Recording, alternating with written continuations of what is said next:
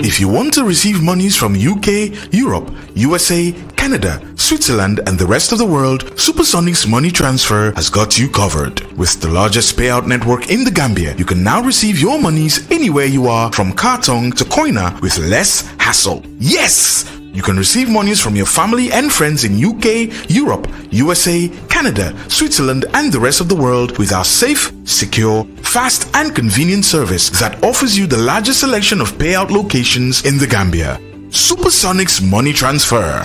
We are currently in 34 African countries and counting, giving you quality money remittance services that are second to none. Visit the Google Play Store or the Apple Store today to download the Supersonics Money Transfer app and enjoy excellent money transfer services only with Supersonics.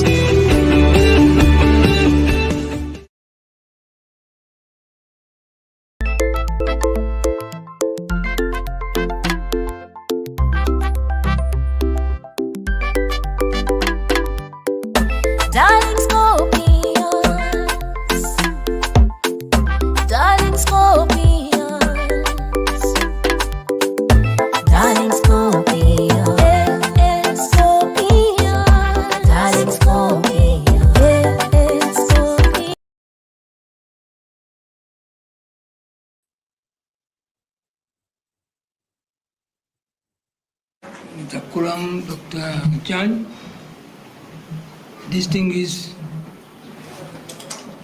ladies and gentlemen, and the press.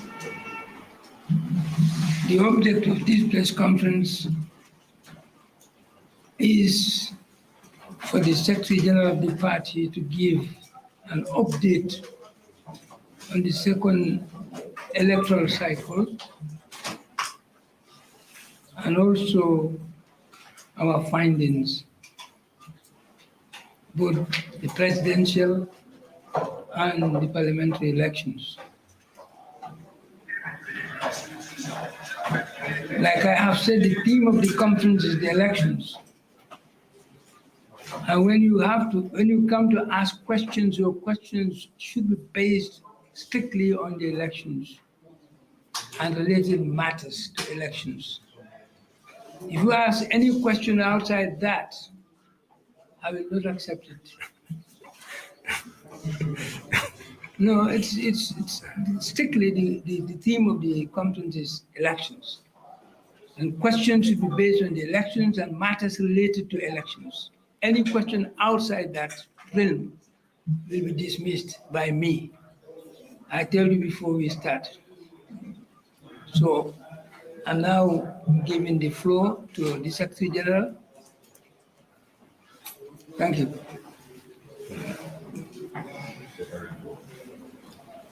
Thank you very much, Chair. I hope the journalists will stick to what you have prescribed. That's not usually the case, but I'll see how you will handle them.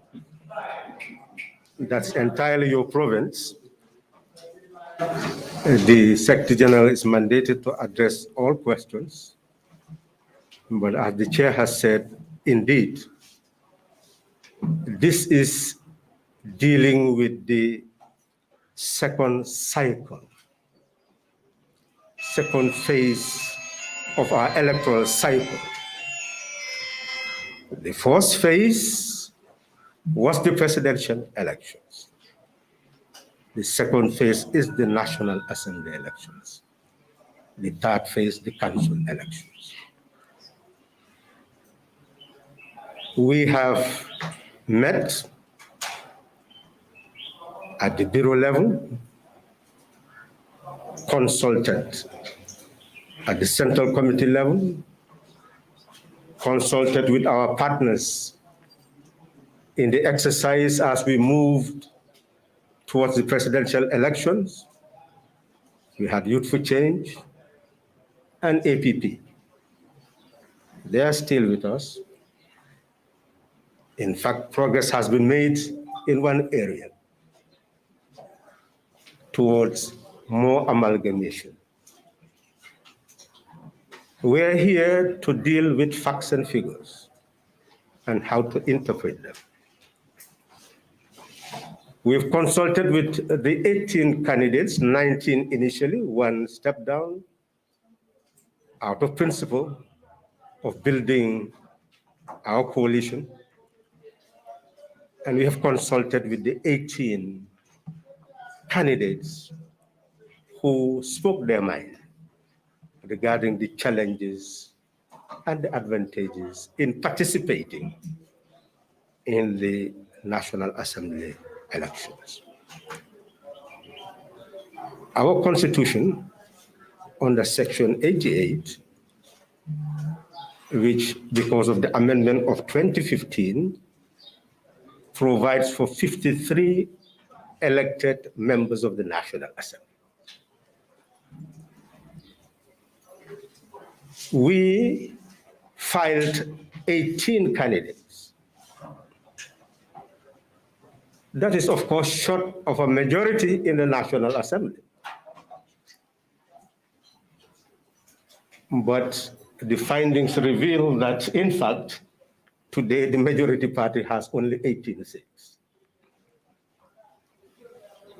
So it means that if we had won all the 18 seats, probably there would have been subtraction from the current majority, and most likely would have been the majority in the National Assembly. So essentially, it is important to be strategic in filing candidates. It does not mean that in National Assembly elections, you'll find candidates in all constituencies. But tactically and strategically, you may be able to file lesser candidates and still have greater impact in the decision-making process in the National Assembly. That is one lesson we have drawn. Number two, we have seen the results of the presidential election. And we have compared it to the results of the National Assembly election. And we would want to inform you that from our review, we have gathered that the results, those reveal tremendous change in the mindset of the Gambian people. Change that is not easily predictable. And therefore, all parties must go back to the drawing board in preparing for the future of this country, as far as electoral matters are concerned. Pdois filed 18 candidates, and in the popular vote has 24,683. We had over 34,000 in the presidential election. So this is just 18 seats. But we managed to have 24,000 in the popular vote. So in a way, those people who voted for us in the presidential election may have changed their mind in the National Assembly, but that has not significantly affected the popular vote that Pdois has received. So to us, out of 18 constituencies, we have 24,683 people who are ready for one form of democracy that we will describe based on our own analysis. We, out of the 18 seats, won 2. The NPP filed 40 candidates and had 18 seats with a popular vote of 143,826. I think all of you know what the NPP had in the presidential elections. So essentially, that is not being in control of the voter in this instance. Something had changed.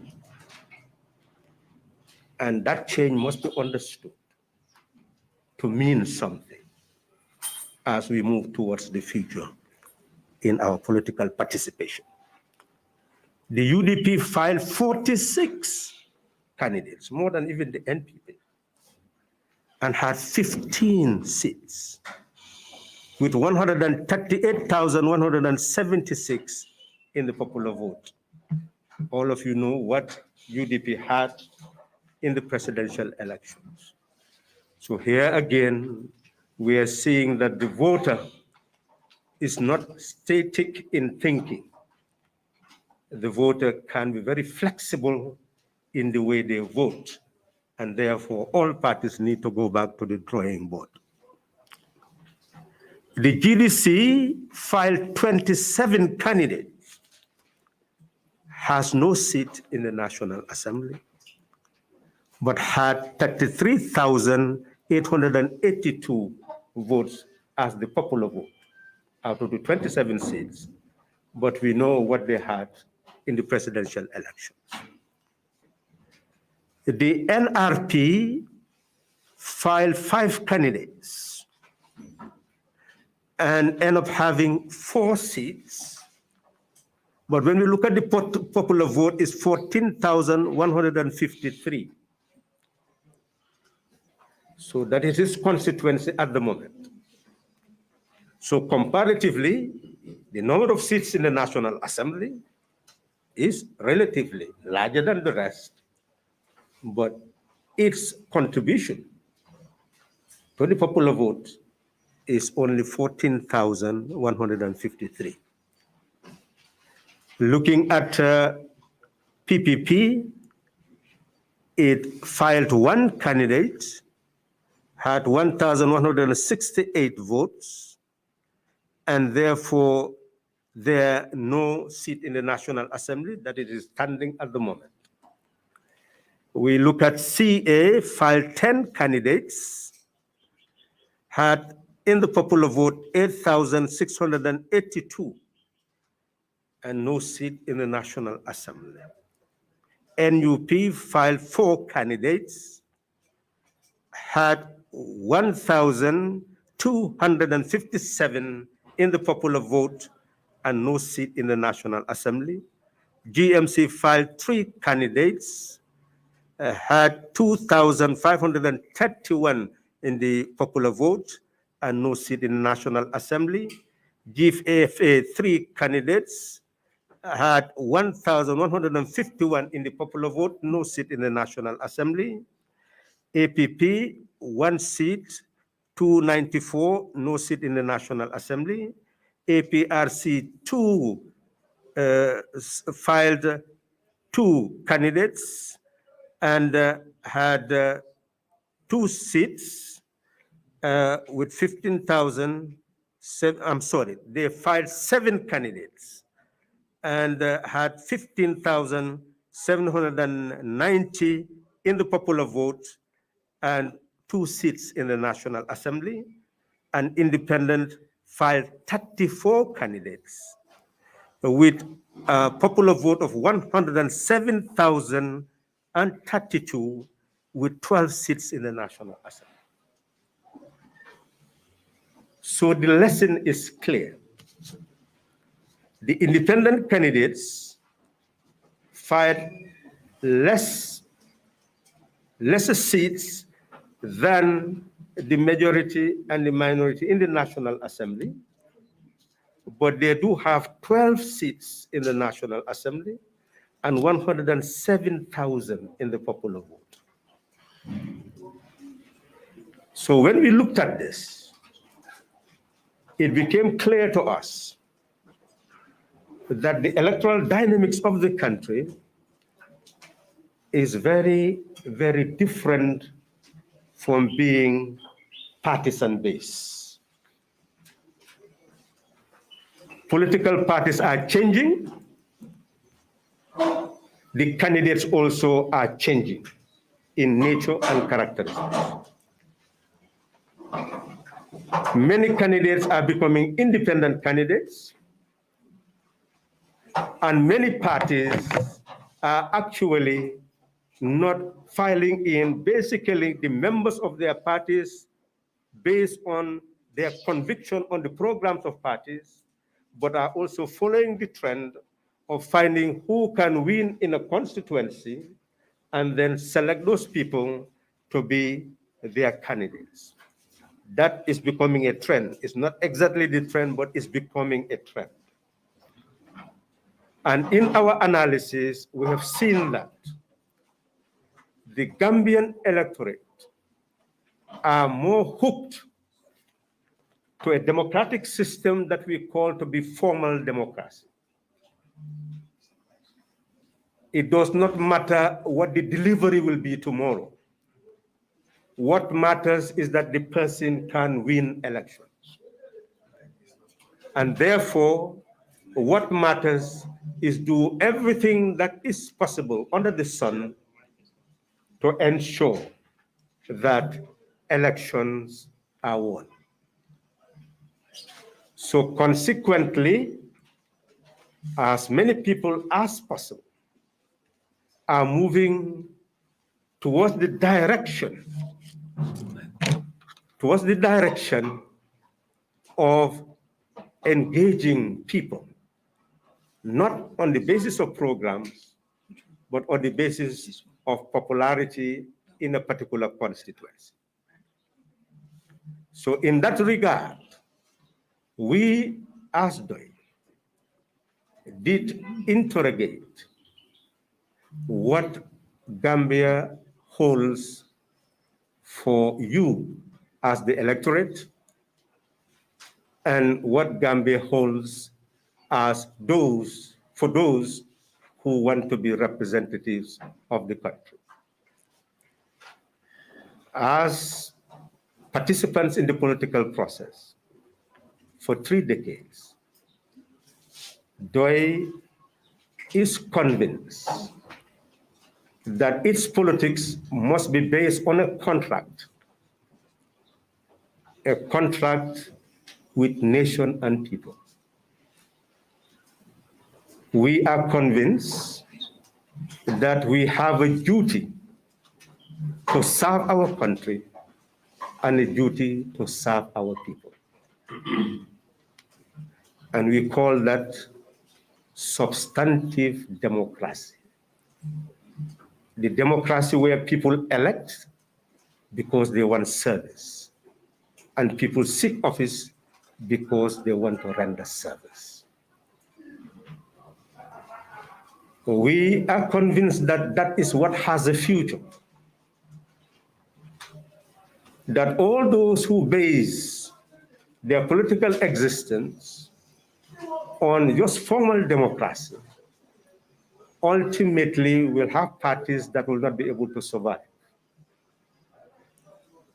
And the trend is very clear from the result of the elections, that apart from those parties that have joined coalitions, essentially, if we take the coalition as a group, then it means that we have only 3 units in the National Assembly based on the participation of political parties: NPP, UDP, and Pdois.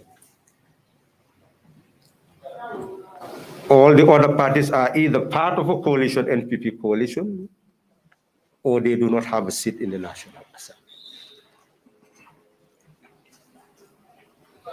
So in our analysis, we have come to realize that as long as the contest is based on your desire to win a seat, and the laws do not matter, we put all the electoral laws aside, and you can use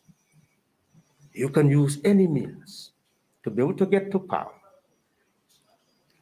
At the end of the day, what we are going to have is precisely what we have now. Very few political parties in the National Assembly, and very few consolidating their power base based on patronage. We've asked ourselves the fundamental question: is that the type of electoral system we want? If that is the case, then we as Doi must join the bandwagon.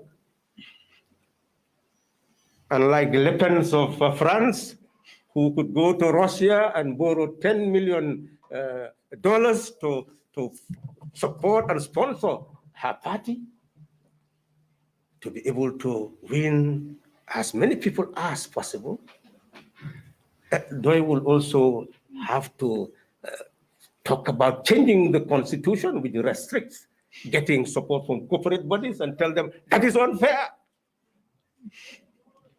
Let's open everything and get money wherever you can, and give people their cooking utensils, give them their boreholes, give them their milling machines, give them their bag of rice, $3,000, whatever you can, give it to them,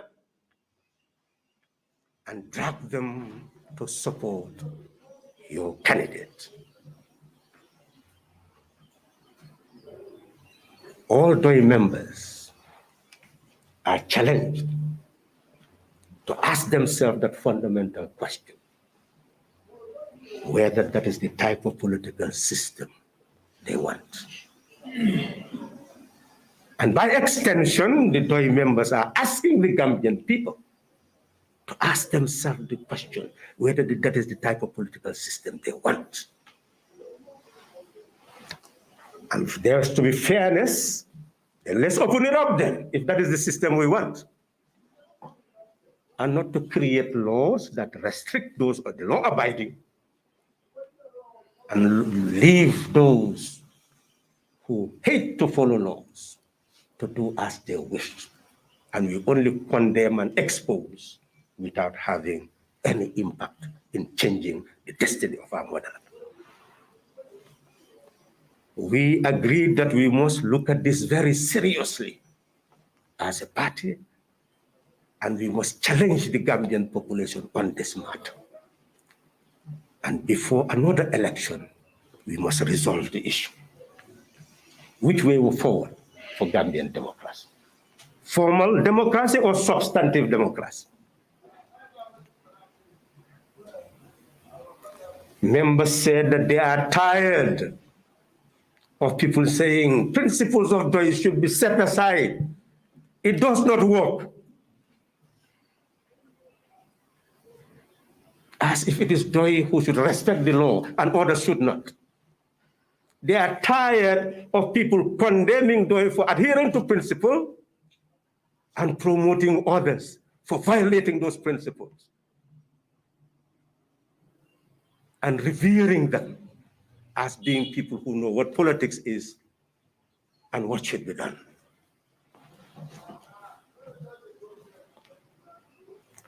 So that is the question. Number two, our members are asked to ask themselves the question, if we do move towards formal politics and abandon the education of our people, their mobilization to understand that sovereignty resides in them, their mobilization to understand that sovereign wealth belongs to them, and it is that wealth that is given to them to eradicate their poverty, their ignorance, and injustice in our homeland. They must ask themselves the question whether we should abandon that type of politics, substantive democracy. So we agreed as Doi that Doi is at a crossroads, either to move and join the bandwagon of patronage or the bandwagon of substantive democracy. The democracy that liberates, that educates, that makes people take ownership of power and know that leaders are there to serve, or they send them packing.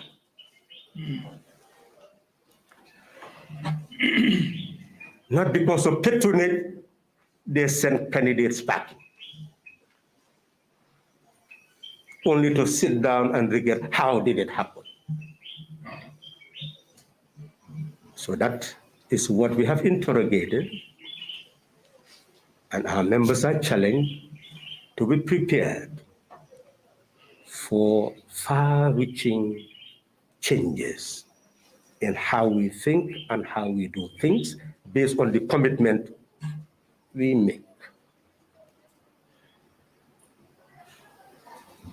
In our review exercise, we see very clearly that the trend is not the trend that can address the needs and aspirations of our people. We are convinced that we must prepare for the next phase of the electoral cycle, the council elections. And we need the Gambian people to think with us, because program to us matter.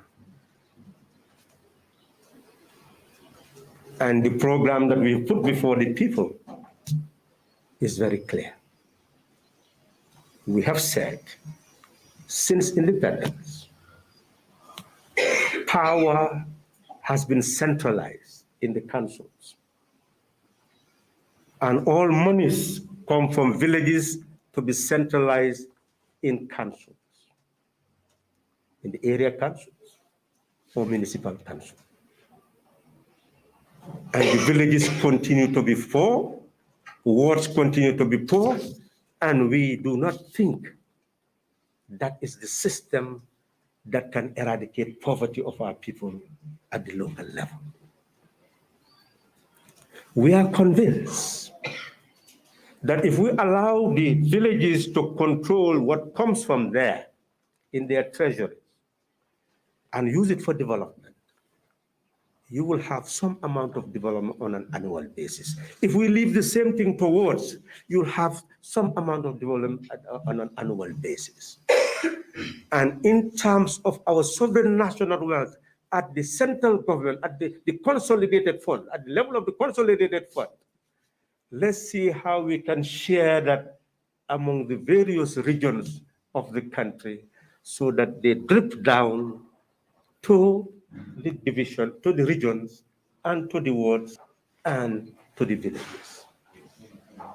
We are convinced that that size system of distribution of wealth will actually lead to balanced and proportionate development of the country. Sort of prevent urban-rural drift and ensure common ownership of the country by all, because all will be benefiting from service, and therefore all will see the need to have representatives who serve them. That is what we are calling for. It is not the law at the moment. It's not the practice at the moment. But we are debating ourselves whether Pdois and its partners will not promote that agenda for the third phase and seek the mandate of the people and see whether the people will give the mandate to that group of people, so that development will start at the grassroots and the people will know what can be done at the national level by practice, not just by theory. That is the agenda that we have. But we must consult the people to know whether that's the agenda they want. And if that's the agenda they want, then why not put your money and mouth where that agenda is? Why do we continue to say Pdois, Syria, Jata, and Halifa Sallah when 18 candidates stood? Why talk about youth when only Syria was above 60? All the rest are under 60 years. And I'm sure Kura will say most of them are under 40 years. Those are the voices of Pdois. They should have been in the National Assembly speaking for Pdois and speaking for the nation. Why would you put the voice of Pdois to be deposited in the hearts of two people when you know that is farce?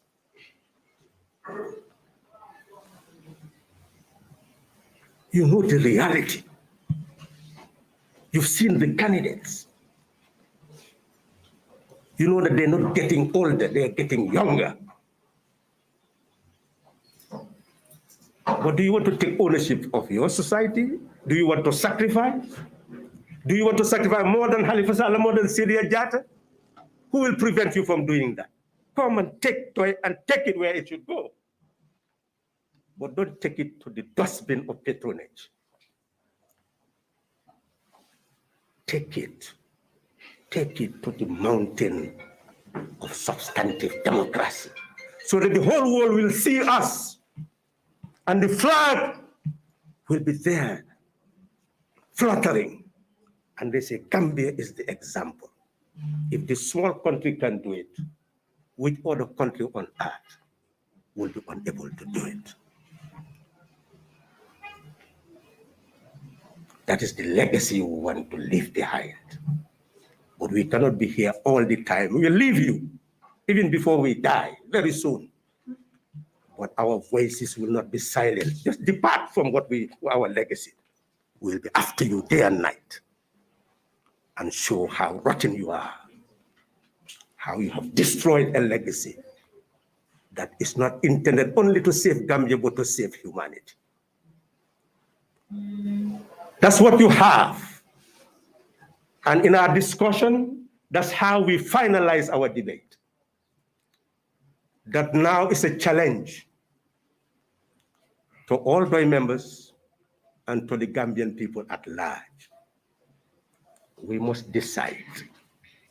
We cannot be on the fence. We must either be on the side of substantive democracy or formal democracy.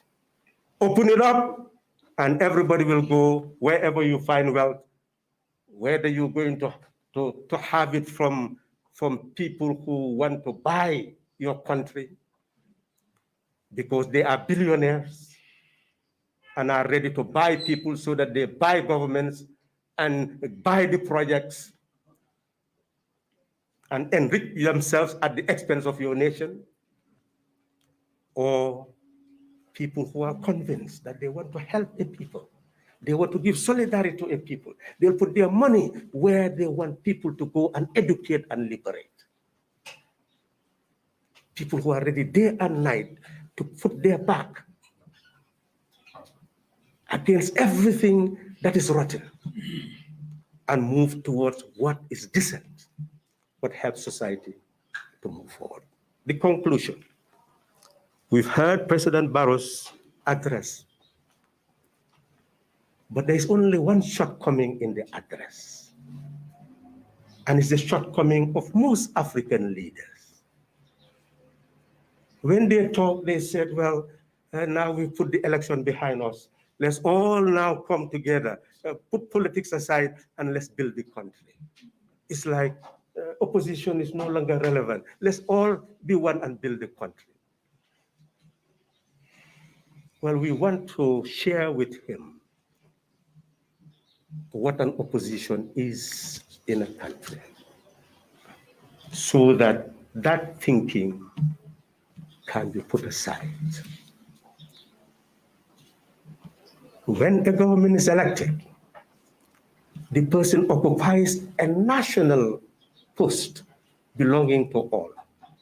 That person should be respected and should be allowed to govern on the basis of the constitution of that land and the law of that land. And nothing should be done to interrupt that legitimate.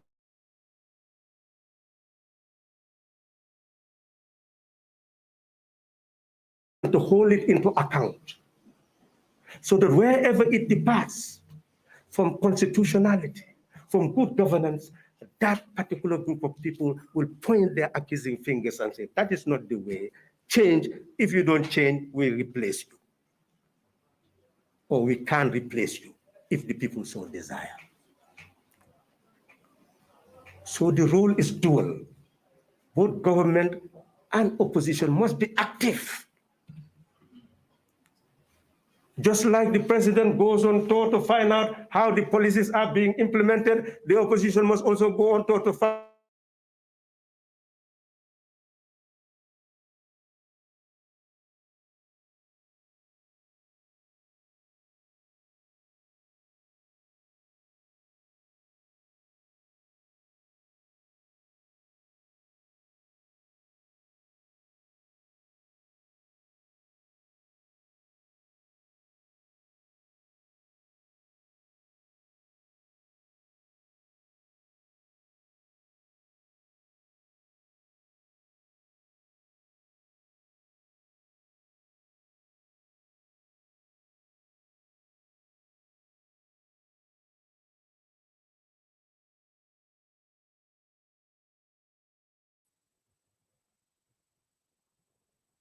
into account, examining policies, sending people to the people, so that in these 5 years, Gambia will have a very vibrant, participatory democracy, where even if we do not tilt in the right direction in terms of law and policy, there will be an alternative so visible that people will be able to effect the change that is necessary. That is, my colleagues, what you've assigned me to put to them, and I hope I have done due service to the mandate you've given me. That is the message that Pdois has for you, and we hope that the questions you will ask will enable us to further elucidate, elaborate on any matter that is left hanging. Thank you very much.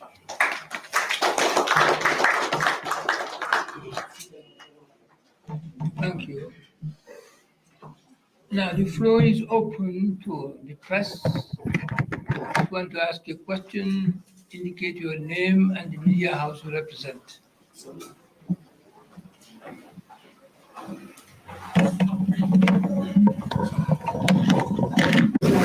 I work for West Radio.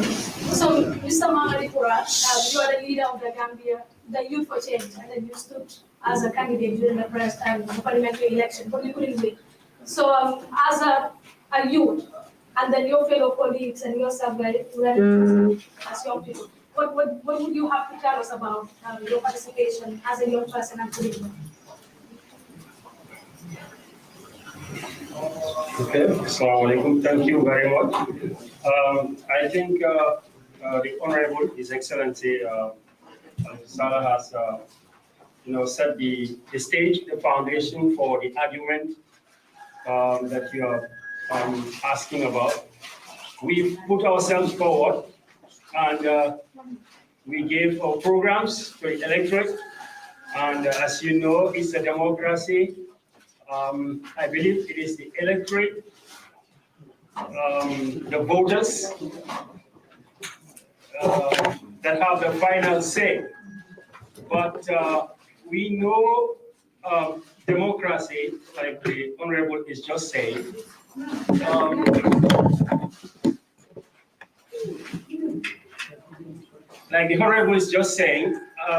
democracy is an investment, and for every investment, it should have a dividend.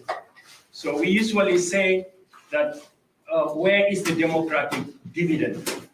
And in this case, in the case of the Gambia, of course, we know what has happened and transpired during the election.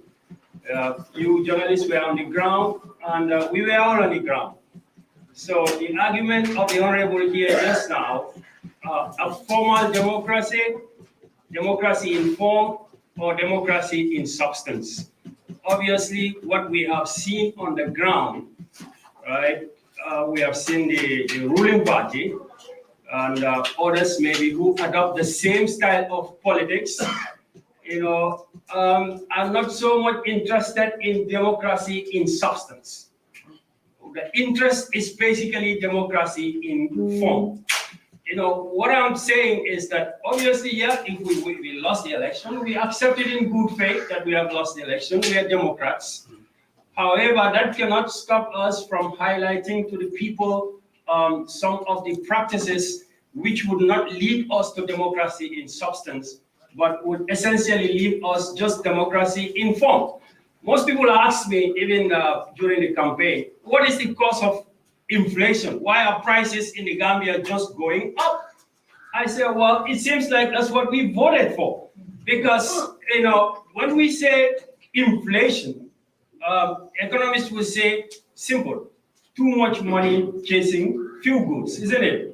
Now, how do you explain that when you have a democracy and you have people who call themselves Democrats, we work for this democracy. We all work to make sure that the dictatorship goes away. Credit to the two honorables sitting here with me, and every Gambian will testify to that there have been a lot of sacrifice to see that a dictatorship gives way to a democracy. So we expected a dividend to come.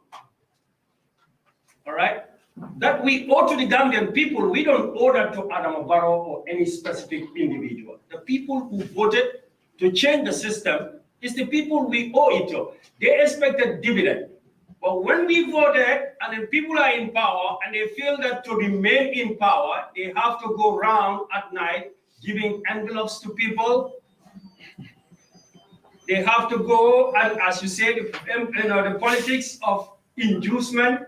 The politics of inducement in the Gambia has just multiplied over the ages. What we see now is, in my constituency in Yamina, we know, I contested there, well, fairly. We think we put up a good fight. We never engaged in inducement, and I believe that most of the people who participated in Pdois and witness to it did not participate in the politics of inducement, and therefore the votes that we get, we feel that we get those votes because people really believe in the principles and the policies that we sell, and we think there is a future to that. But we don't think there is a future to politics of inducement, politics of form, because simply inflation is here, like I said. If you give cash to people in an economy, a government is supposed to increase or encourage economic growth by investing in things that will create jobs. But if you take the money and give it to Tom, you take money and give it to Babukar, the Johe Halis, right? Now, what are going to happen is you have too much money now in circulation in the country, not money that was given for productive purposes, but money that was given to people simply because to get their votes. Where is that money going to go? That money is going to go back to the market to chase the goods again. So you have already made what is called ready-made inflation. So who is responsible for the inflation now when the voters ask you? So I would say that we have tried to do our best and engage in policies and politics of policies to sell to the people what we think is good for the country. And we believe that we want to continue to do that. And we know that it will take time, but eventually Gambians are coming to realize that there is a new Gambia, and that new Gambia is actually possible. Because when a president goes and then do that, or other people go and do that type of politics, and now they form a cabinet, and then you see a cabinet where you find sometimes square pegs in round holes. That is about what? That is a cabinet that is intended maybe to win the next election, but not necessarily to bring inflation down. Thank you.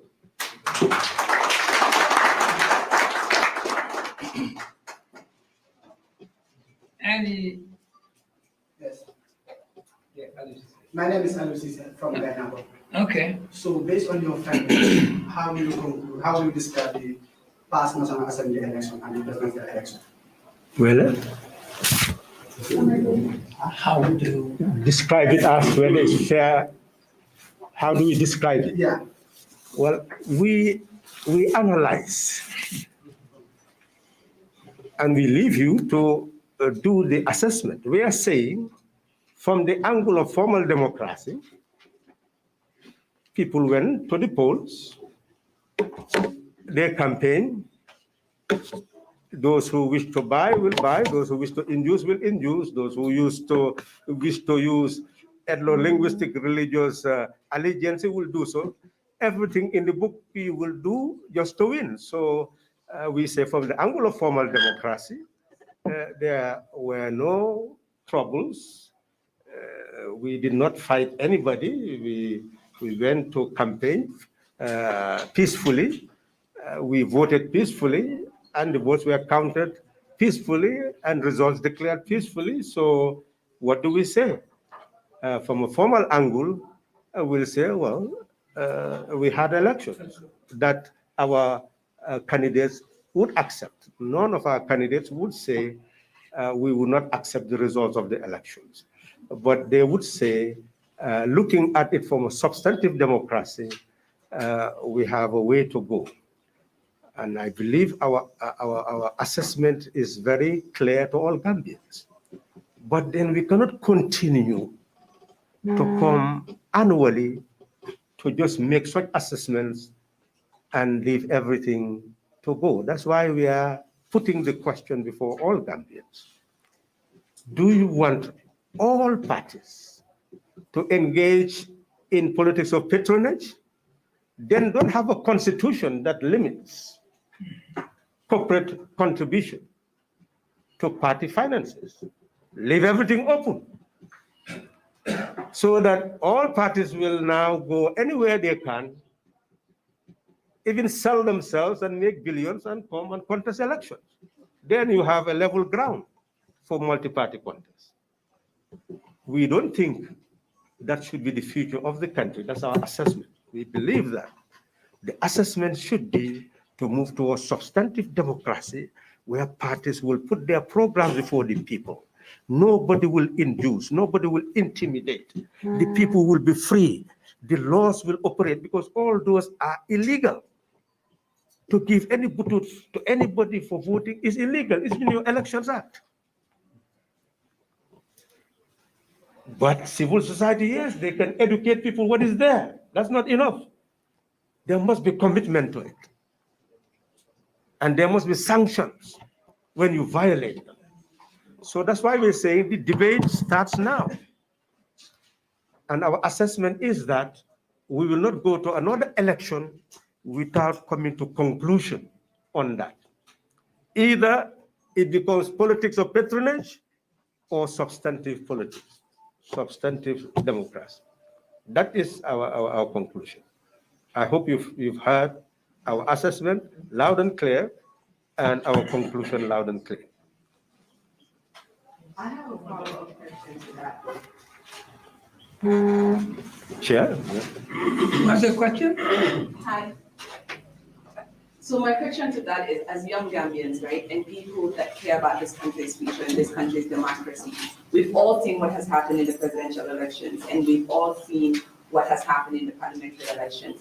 And it's unfair for a certain group of society to say that we will not practice that kind of politics when there is no recourse. Because with what we have seen, is it something that we can challenge in courts? Is it something that we can take, even if the Gambian courts are not willing to listen to it, like the regional recs, for instance, with ECOWAS, with the African Union? So is there anybody where we can fight for what we've seen? Because I think this is the problem that will continue as long as nothing is done about it. I'm not in parliament, and quite honestly, I don't really know what if there are solutions or things that we can do. I'm sure that not only myself, but other young Gambians will be ready to champion that along with myself. So that's, I guess, the follow-up question that I have.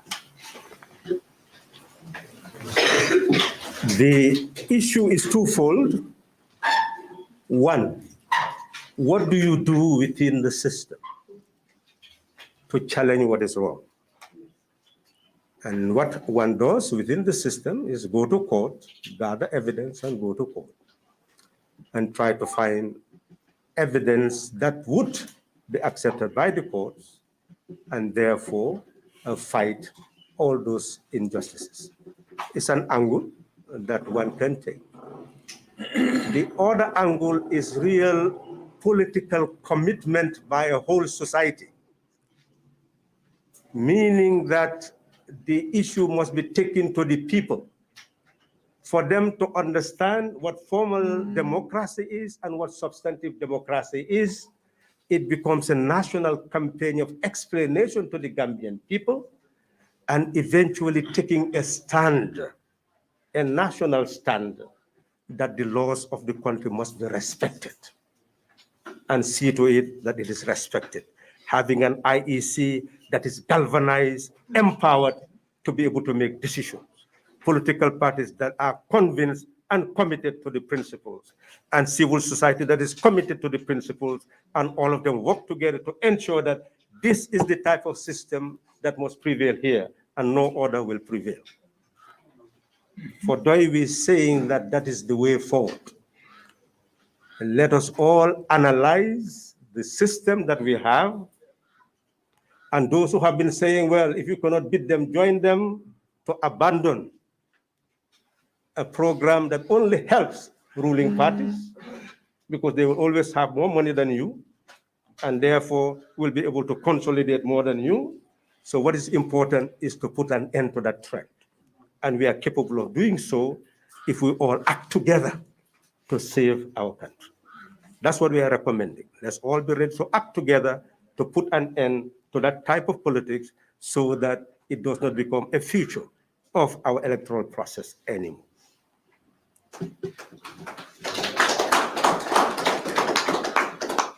Yes, my name is Landin Cesar from Halifa. I have two questions, one for senior and one for Halifa. The other one is, are you insinuating that Gambians are practicing formal democracy, not substantive democracy? That's question number one. And question number two is, Honorable Jared, Barrow said he will send you to retirement, and then all of a sudden you lost the election. What is your reaction to this? Yes, I'll answer both. The first one is clear. Whether we say yes, there is formal democracy or not, we know that that is the type of system that we have. Every Gambian knows that. There are certain things that we do not need to answer because we all know that patronage is the political system that we have. And we cannot attribute it to one government. It has always been. But it does not bar individuals here and there from winning elections. And it does not bar coalitions here and there to change the destiny of nations when the time and circumstances make that to be possible. So we have seen all forms of changes already. So we are not saying because you have patronage, then people cannot win elections. We can't win elections. Serekunda won, Wuli is won. So you can't win elections. But we are saying that is not the type of system for the future, because it does not help you to elect the best people who can serve the nation. Sometimes I'll put up a candidate just so that the candidate can win because the candidate is popular there. But when the person in his National Assembly, the person may not be able to deliver. That's what we are saying. So if we create a system where we look for the most competent to be selected, and the people will be able to have the chance to check who is the most competent to serve them, that is going to deliver the type of society we want. But we cannot continue to complain, Gambia has this problem, that problem, when we are not doing the right thing to address those problems. That's what we are saying. I hope you understand that we are not using it as an excuse for not winning elections. We are using it so that you understand that if the future of the country is to be guaranteed, we must move more and more towards substantive democracy. In terms of what President Barrow had said, he has already been replied that really he, as a presidential candidate, should not have even gone on tour, because the National Assembly under Section 112 is looking for Gambian citizens who are guided by conscience and national interest in the National Assembly, not partisan interests. So essentially, it's not a partisan campaign. It is really looking for, and political parties are parties. The reason why they are parties, and the reason why they carry out the function Their function is to select among them who can be given to the nation. That's what the selection process is all about. That the parties are selecting among them who we can give to the nation to serve the nation. And rightly, you can see with Pdois, we don't have a hierarchy that determines a selection process for candidates. The people in the constituency themselves select their candidates. If there are many, they'll hold a primary. So, because they know the people who are there and know who can best serve them. So therefore, that is, we see that as being the trajectory that the president should have taken, knowing that it is not his responsibility to retire anybody. He should not utter such statements because the reply will not be very tasteful for him. And I think you've heard the reply to him. So I don't think we can prolong that engagement anymore. He knows that it is something said that should not happen. Yes, I had the reply before, and then that was before the election. But now I want the reaction from Honorable Sylvia Yata after the election. I have said that. Let me reply for him, but you don't want me to reply for him. We have met, we have discussed, and I think Star FM asked me. I told you that CDA is a professional. CDA is wanted in West Africa. Just wait. All your languages in your educational institution will soon be resorting to him for consultancies. I think people just want us to make money, because we are competent people. Just yesterday, and we say this thing. Now I think we should brag, CDA. Yes. These people understand. Yes. Just some days ago, whole IMF, all their regional representatives had to select 3 experts to address them. I was among them. Kemesen was there, helping me in the network. And he knew what the performance was and how they saw us. You've seen me at the ACP-EU Parliamentary Assembly. These are not ordinary bodies. So for us, it's not us. We are there almost, how many years are we gone? Continue telling us to take transport and take ministerial posts. If I were to go to Barrow today and say I want a ministry, you think he's going to deprive me of a ministerial post? Maybe I don't even have to go to him. We know what happened. So essentially what we are saying is that our reaction is simple. The load is off our heads. And we are freer today with a clear conscience that we did not betray the aspirations of our people. It is people who say, go and rest. And we rest in peace with a clear conscience, knowing that we are determined to serve. It is people who say, well, it's okay, go and retire. Fine. But I know, you know, that we are not retiring from our citizenship. We are not retiring from our sovereign existence.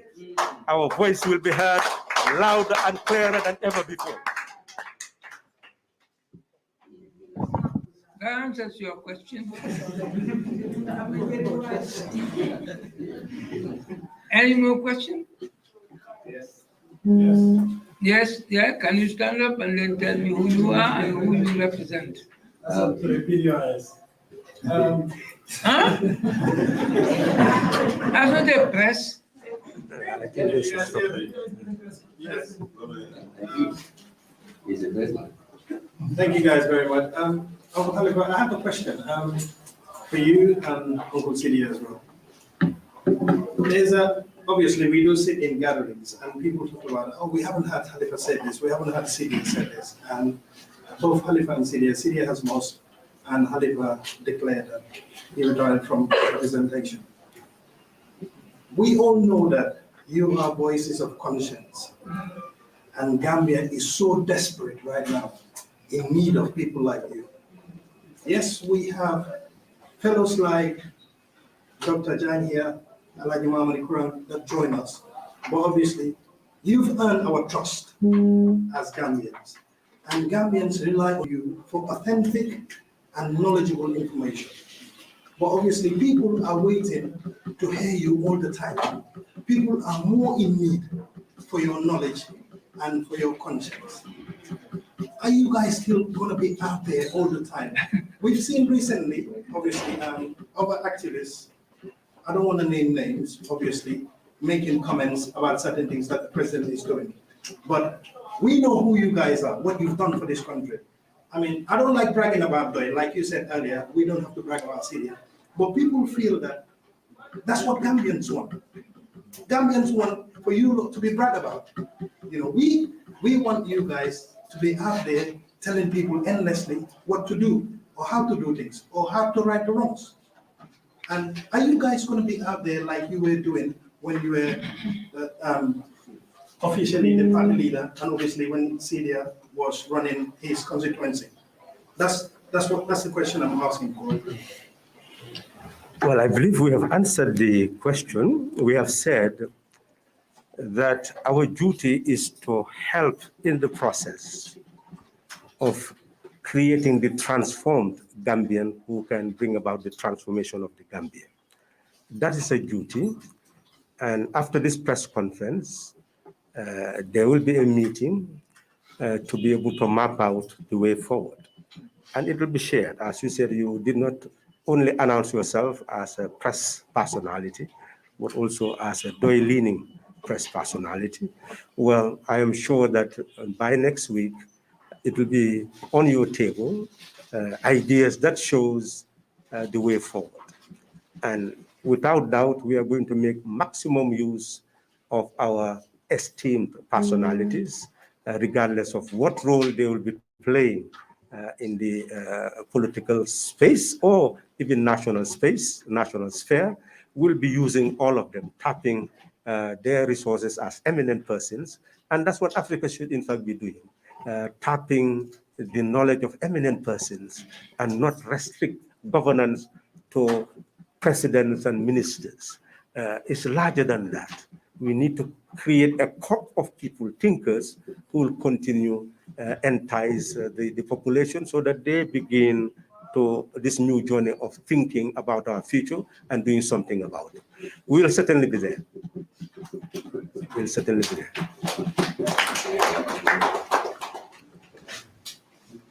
Thank you for always answering all the questions. Any more questions? No more questions? Are you okay?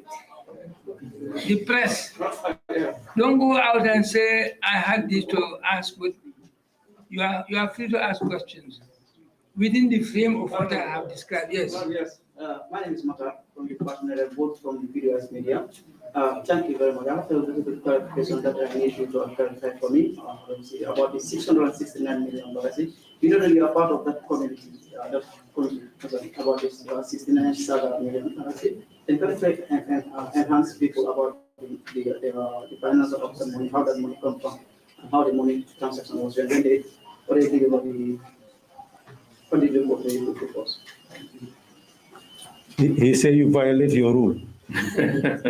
Well, this is out of the press conference, and I said that I will not answer. I will not allow any question to go beyond the press conference, and I think I will stick to that, because there are a lot of things that have been said about $669 million, and I don't want to go into them here because this press conference is very limited.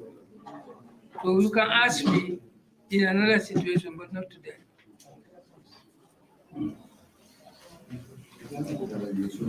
Yes? Any more questions? Maybe there will be a need for that, to have a particular session on that, the audit report itself. Because they are just talking about just a fragment of the audit report. That's what surprises me. That's not the only thing that is in the audit report. There are evil things that are even more evil than that.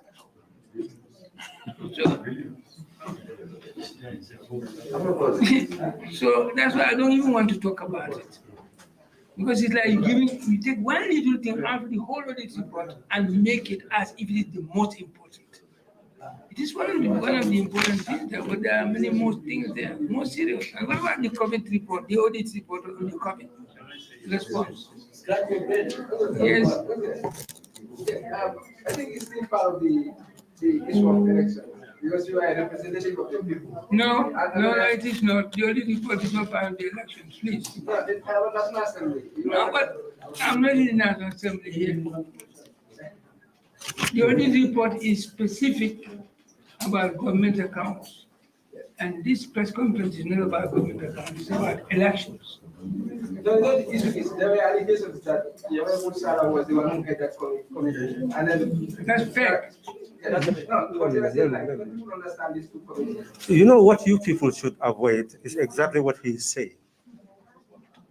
What is important is we can convene a press conference. When you hear those things, you can come and engage Halifa Sallah on a particular issue to get clarification. You don't wait until we and our colleagues hold our press conference on the National Assembly election, and you want us to touch on all sorts of issues. That's not relevant, it's not significant.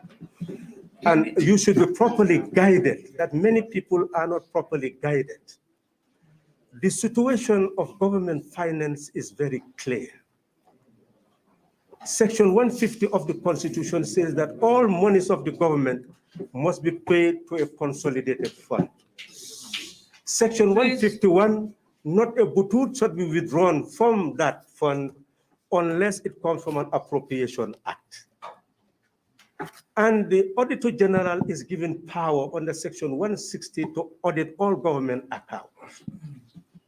The Accountant General is given power under the Public Service Act, Public Finance Act under Section 6, that if he comes across any fraud of any sort, immediately he should inform the Permanent Secretary and the Auditor General. You have seen under Section 160 of the Constitution that the Auditor General has powers that the National Assembly does not have. That is, if he discovers any fraud, immediately, he does not have to wait for a review of the national. Immediately, he should inform the Inspector General of Police. So what problem do you have with fraud? Any fraud that is mentioned, it should have been sent to the Inspector General by now. He should have done everything that needed to be done. It should have been in the courts. Why talk about National Assembly? I hope that is clear.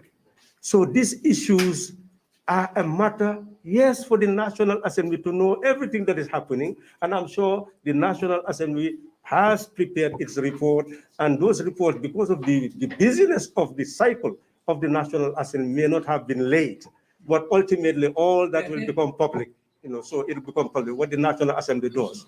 But the Constitution authorizes the Auditor General so that there will be no delay to publish every report that he has for public knowledge.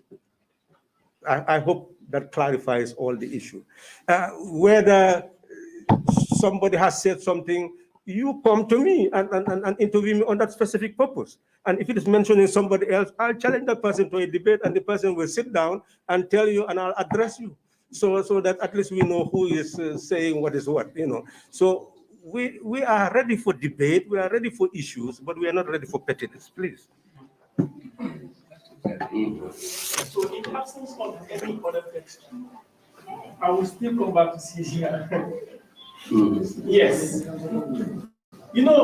The issue is, I know Pdois is a very organized company. You guys must have discussed before coming to face the media with regards to the team of the press conference. Yes. But, the comment of the president during that campaign was made in your constituency. And then it was during the campaign. He said the statement, against you. So I would personally want your response directly to me in regards to that. Yes. I'm satisfied with the answers and the statement Halifa made at the time he spoke in the meeting. I have nothing to add to that. Anything else is petty, and I'm not in petty politics. Thank you.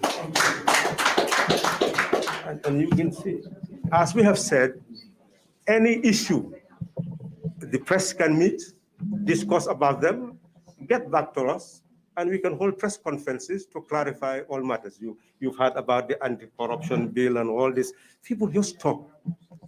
And generally, they do not have a clear perspective of things.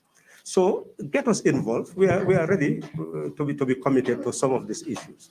But don't use us in any way to be engaged in petty talks, please. Well, Chair, I think now we've concluded. Yes, I think.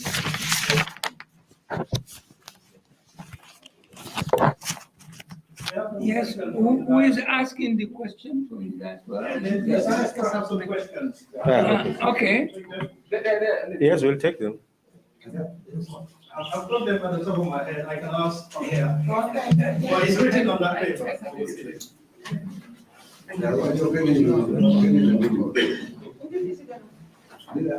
And you read my poor handwriting. No. Question 1, Usman. Is Sirejata and Usman Silla going to continue again for parliamentary elections?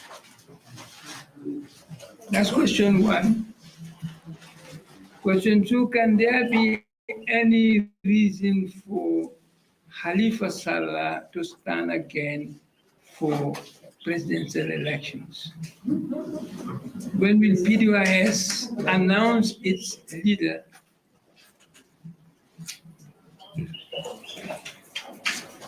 That will succeed Halifa Sallah as Secretary General. See, I think I can answer all 3 questions, really. All 3 questions are directed to me. I have said it loud and clear. I stood and the Gambian people gave me, it's 30 how many? 34,000? Where is Sam? Sam is away. It's 35,000. Well, you sure it's 35?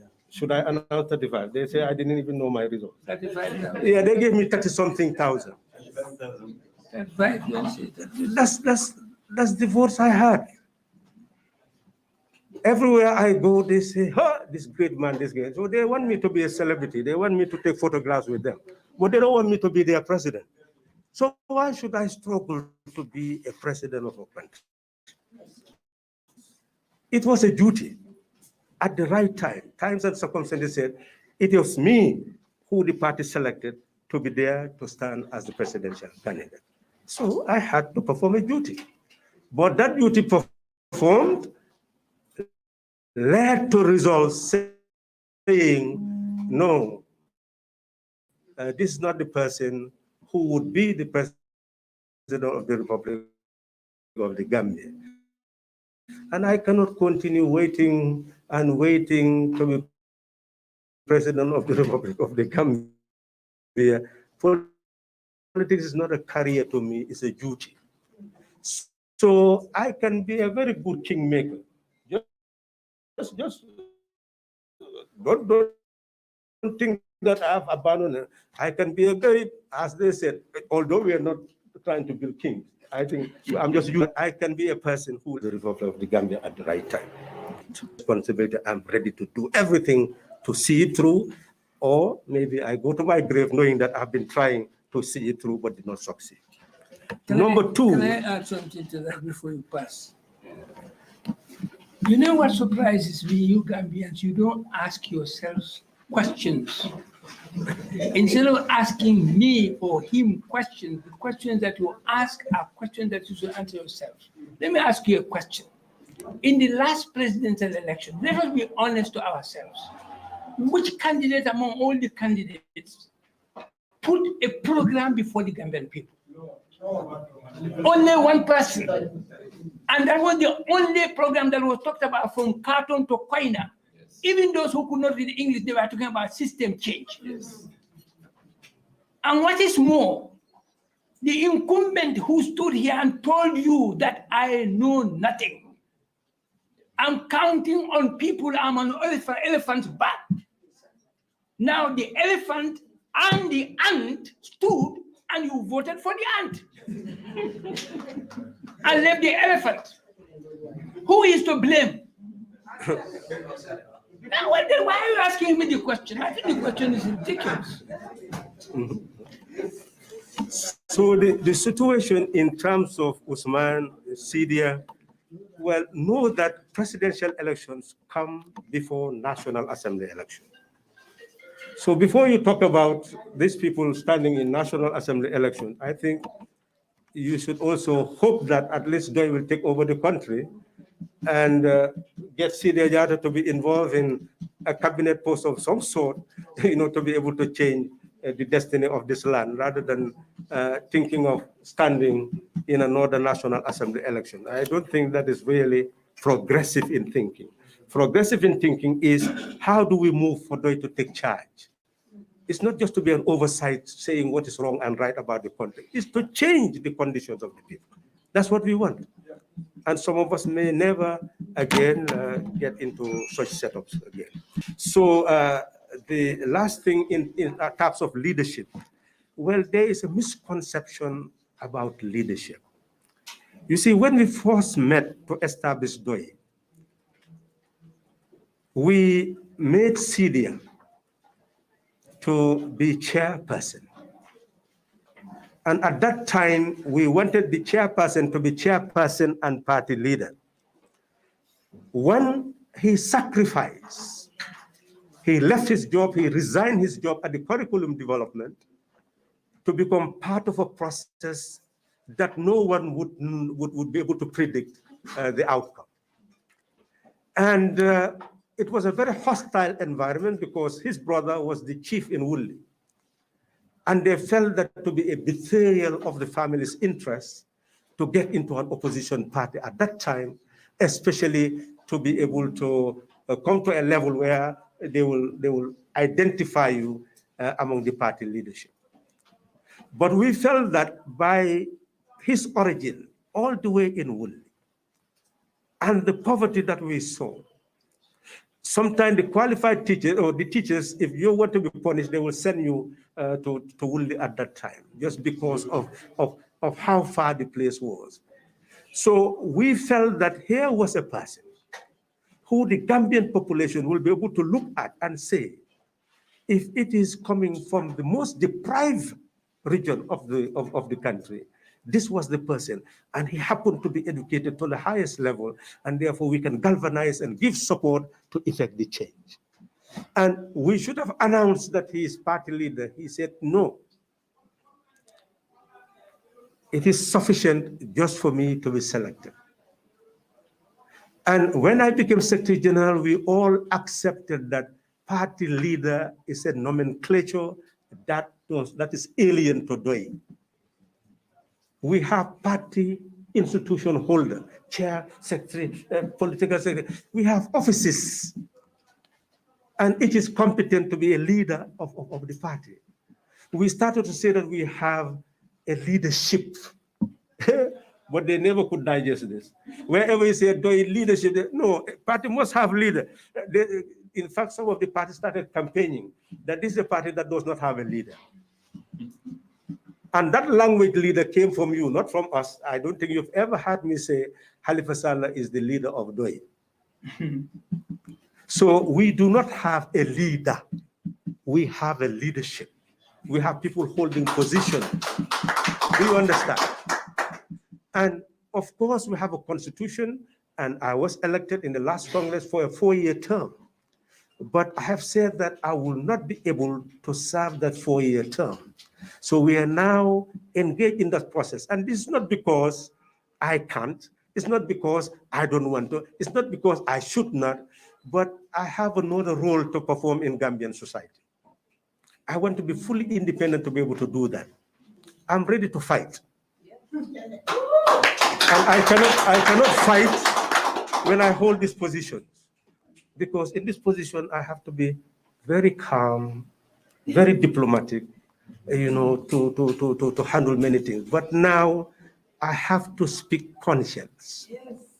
And because I have to speak conscience, it is good for me to be away from all these positions so that when I speak, nobody will say I'm speaking because I'm interested in being made a president or being made a party Nangam. They will see that it is a human being speaking so that all of us become new Gambians who can bring about a new Gambia. I hope that is understood. So that will be done at the right time. We are working as a party.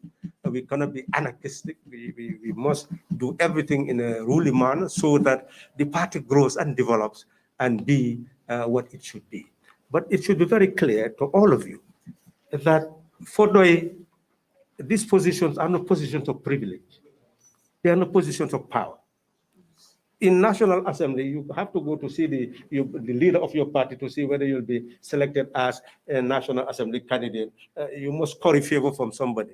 That's not in Pdois, because the leadership does not decide who becomes council candidate, National Assembly candidate, or presidential candidate. So there is really no power structure that we hold on to. It's just a leadership structure, giving guidance, giving ideas, ready to serve at all times, which means that 24 hours, you are in the service of the party. And we hope that ultimately, that is the type of leadership we'll continue to have, people who are ready to put conscience, national interest, and service in front, and ready 24 hours to be in the service of their country and people. That's what we are looking for. I hope we've answered your 3 questions. Diaspora, thank you. Well, if there are no more questions, we can call this press conference a day. So I thank you very much for having responded to our invitation. And we are here available. There may be another press conference, many more press conferences on fundamental issues that you are thinking about. And you can always call for one if you want. But be sure that it's on something which is not petty politics. But that's what is winning in this country. Petty politics is what is winning in this country, and we don't need it. So thank you very much.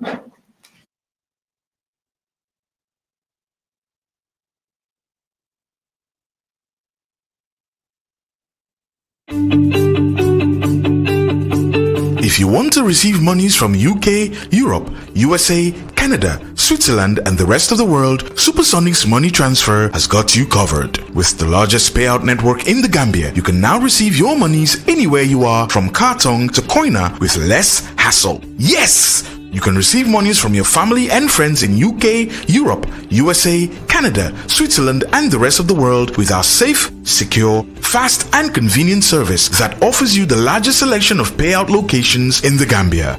Supersonic's money transfer. We are currently in 34 African countries and counting, giving you quality money remittance services that are second to none. Visit the Google Play Store or the Apple Store today to download the Supersonics Money Transfer app and enjoy excellent money transfer services only with Supersonics.